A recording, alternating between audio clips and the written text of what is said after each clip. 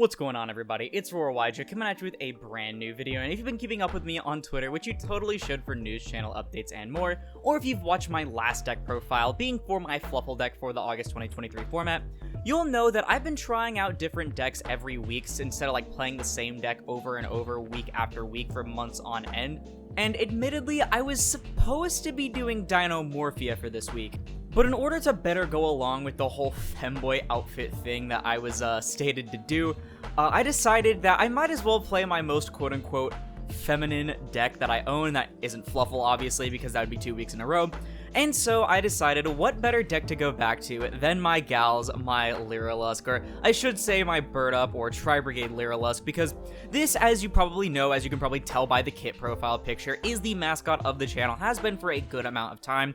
I've been playing this deck for over 2 years now, almost, after about a month, because that'll be like the anniversary of Synchro Storm, which I think, other than Dinosaur, is like the longest I've ever played a deck, which I think is pretty cool. And so in the span of like literally a day and a half, I made a new build of the deck, and by new, I mean I basically took one engine over another, and I added some different like quote-unquote tech cards in there, and built it according to the format, especially because we have such a diverse format that I think that Bird Up can actually thrive a little bit better than when it was just Cash really dominating the top tables, because Cash is a pretty bad matchup.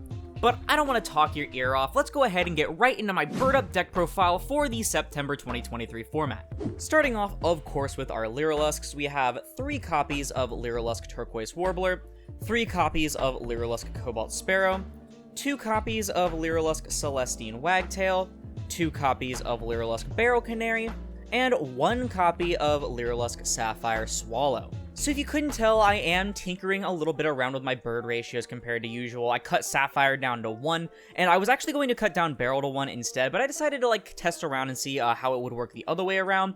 Though honestly, I might end up dropping the Barrel to 1 regardless, so long as Cash and Shifter and Arise Heart and stuff are still around. But honestly, I didn't really have any issues with only the 1 Sapphire, even if 2 Sapphires come up for me plenty of times in the past. I kind of like playing a lot of engine, but at the same time, I can acknowledge that the Lyrilusc cards can end up being not as amazing as you'd like them to be, other than going for Zeus. I guess I should say that it's rich coming from me, considering I'm the person that's always like, I will never change my bird ratios, I will always stand by it. But y'all, eventually you get over those like little petty like, ooh, holier than thou kind of attitude, and you end up playing what you decide feels best. And overall, I didn't have any issues really when it came to my bird ratios on Friday. Moving on to the Tri-Brigades, we have 3 copies of Tri-Brigade Fractal, 3 copies of Tri-Brigade Nerval, 1 copy of Tri-Brigade Kit, and 1 copy of Tri-Brigade Karis. Not really much changed here since like the last, I don't know, really long time.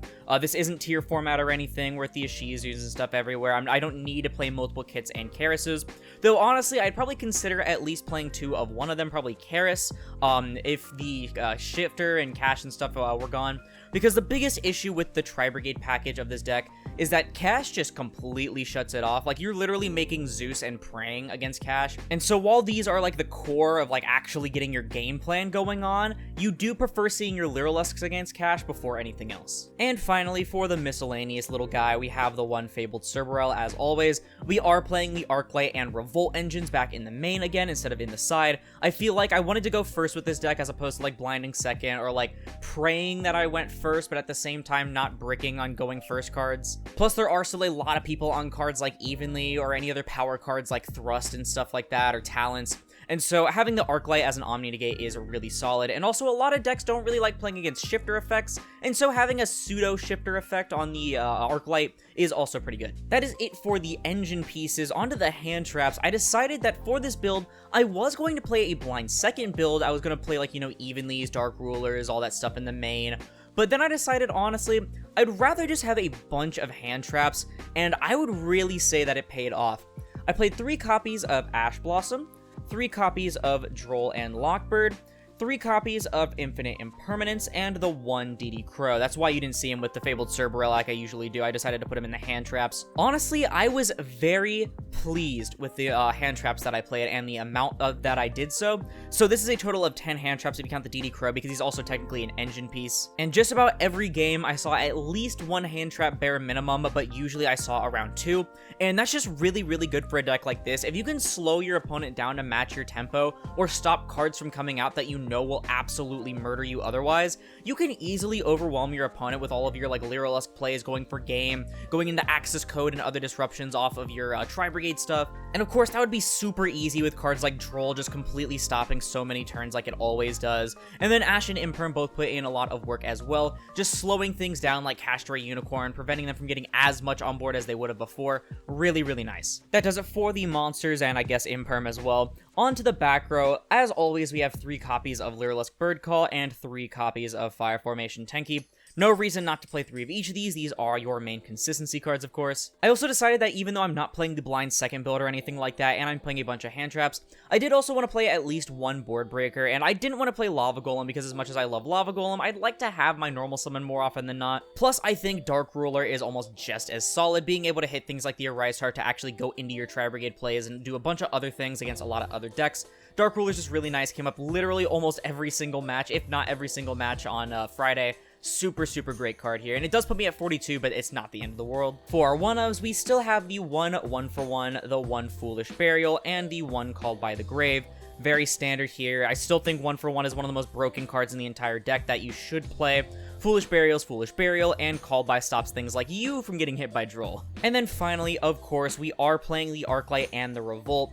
So Revolt, just being Revolt, not really much to say there. Does give you plays in case you get hit by an evenly, outs things on board that you might not want to stay there. But most importantly, it provides so much follow-up. That is like the real key, is the follow-up that Revolt gives you. Plus, it kind of gives you at least some sort of play in case your stuff gets banished by a Rise Heart and you kind of need to set the Revolt pass, so yippee. So that's going to do it for the main deck. Onto the extra deck, starting off with our Lyriluscs. We have 2 copies of Lyrilusc Recital Starling, 1 copy of Lyrilusc Ensemble Robin, and 1 copy of Lyrilusc Assembled Nightingale. So I've moved back to the old Lyrilusc combo, that being you only use the 1 Recital, and you use Sapphire and Recital to go into Farragut, and you use Nerval Banish for. Basically, it ends on the Apo for 2, the Arclight, the Revolt, and the Double Dragon Lords, which isn't as many disruptions as some of the older end boards, or some of the other end boards I should say, because this combo is older back from when Recital was at 1. But the Recital combo where you use only 1 is a lot better at keeping your resources, because I've actually had a lot of games where when I do that, the next turn I actually use a second Recital in order to search into something like a Barrel Canary, so that I can go for a really, really big Assembled Nightingale. Which also brings me to why I play 2 Recital, even though I'm not going for the Draco Future stuff usually in this build, except for the side deck. Of course, I am siding the Draco Future for things like Nib, but I really like playing the 2 Recital as opposed to 1, like someone like YG Omen has mentioned, because even though you only need 1 for the combo, you do get the second one for the follow-up, but you also get it for when you're trying to go for the OTK. The Recital OTK is literally one of the greatest things I've done with this deck. You can just do it so often, and even if you don't go for the win, you can always just draw the game out so that you have to play another one, which, yeah, can be kind of annoying and petty, but, I mean, anything to win. And as you can see, we are maining the Ensemble. Even though it's not that amazing against Cash, you can still use it really, really well in this deck. And then, of course, Assembled Nightingale pushing for Zeus is one of the greatest things this deck has going for it. And the final Xyz that we play, because, again, we aren't playing the Draco Future package in the main, we have the 1 Divine Arsenal Zeus. I mean, it's Zeus, not really much to say there. Moving on to the link, starting off with the 1 Salamangre Almirage. This card I actually end up siding out a lot for the Draco Future stuff, I've noticed, though it's definitely not a card that I'm considering cutting at all. I think Almirage is still way too important, plus opening Kit in Nerval is just really, really bad when you have nothing else, so you can at least do something by linking off into the Almirage. We're also playing, of course, the 1 copy of Farragut, the 1 Bearbrum to grab your Revolt and for its discard effect, the 1 Double Dragon Lords for your end board piece and board breaking, the 1 Hrisvelgr because you need to go for access code really easily, 2 copies of Shurig because, we're playing 1 for the combo, 1 for the Revolt. I do still need to pick up my second secret, the 1 copy of Appaloosa for your end board, so one of your main end board pieces, 1 copy of access code for pushing for game, and I might as well, to make this aesthetically pleasing, put down the 1 copy of Herald of the Arclight here. One of your main endboard pieces here as well. Super good for both the Floodgate effect and the Omni Negate, of course. Super easy to make as well. But with that out of the way, that is going to do it for my Bird Up deck profile for September 2023. I honestly have not played this deck in a good while. I've done a few random test hands on EDO Pro for fun, and that's about it. But honestly, I'm really pleasantly surprised with how the deck ended up performing. I think it did really well against a lot of the decks that you can see right now, but it definitely still puts up a really good fight, and I don't see getting hit even like indirectly on the list anytime soon. Like the only thing they could really do indirectly would be hit something like I don't know, Zeus or like Axis Code or Apo. If anything, it's a low chance, but we might end up getting some Morg back eventually, Copium. Yeah, I think this deck has a lot better of a fighting chance now than it did back during like Photon Hypernova format, for example. But I don't know, that's just my opinion. Let me know yours down in the comments below, because that's going to do it for the video. If you liked it, please sure to leave a like, as I'll put this video and the channel into your recommended.